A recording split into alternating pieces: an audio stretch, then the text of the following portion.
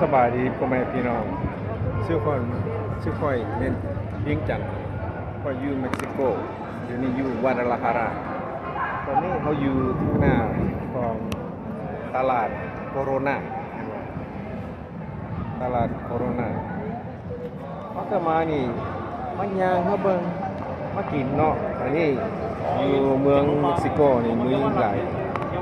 ประเทศเม็กซิโกมีหลายเครื่องหลายอย่างแล้วก็มีหลายอาหารอยู่ข้างทางนะนี่ก็งามอยู่เซ็นทรัลเม็กซิโกเซ็นทรัลวาดาลาฮารามาเขาจะเบิ่ง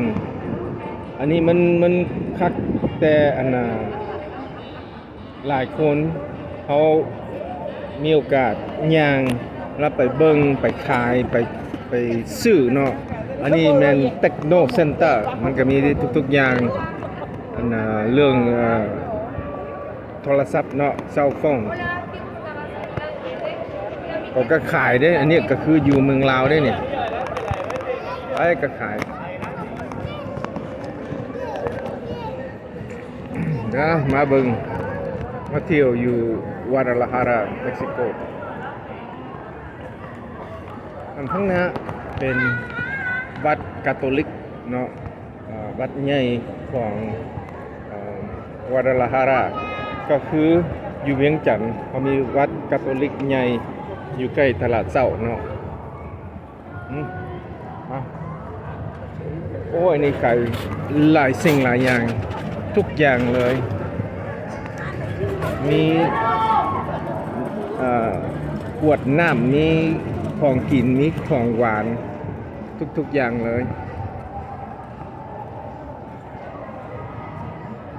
มีหลาย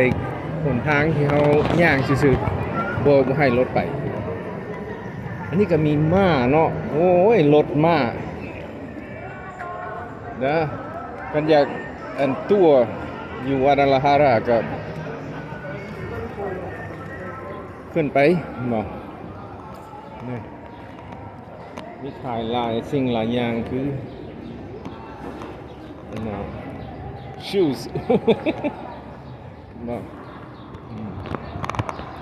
แล้วก็อยู่นี่มันงามแท้ๆเนาะเฮือน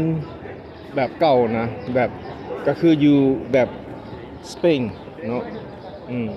อันนี้รถม้านะไปคือโรแมนติกเนาะกับผู้บ่าวกับแฟนมันยังไปฮอดบอนพลาซ่าบักใหญ่อยู่นี่วาดาลาฮาราเม็กซิโกมันก็บ่ได้ไกลเนาะอันนี้ค่อยมาอยู่นี่ซื้อปีเงินบินนี่มีแต่หมดก็ใกล้100 ดอลเนาะอันนี้อยู่วาดาลาฮารามันงามแท้ๆดิงามแท้ๆอันนี้โอ้วัดคาทอลิกอื่นเบิ่งแม่โอ้ย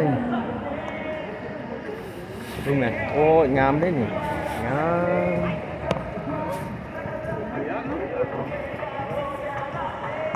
อยู่ทั้งรูมนี่ก็มีtrain station เนี่ย light train อันนี้ Cathedral of Guadalajara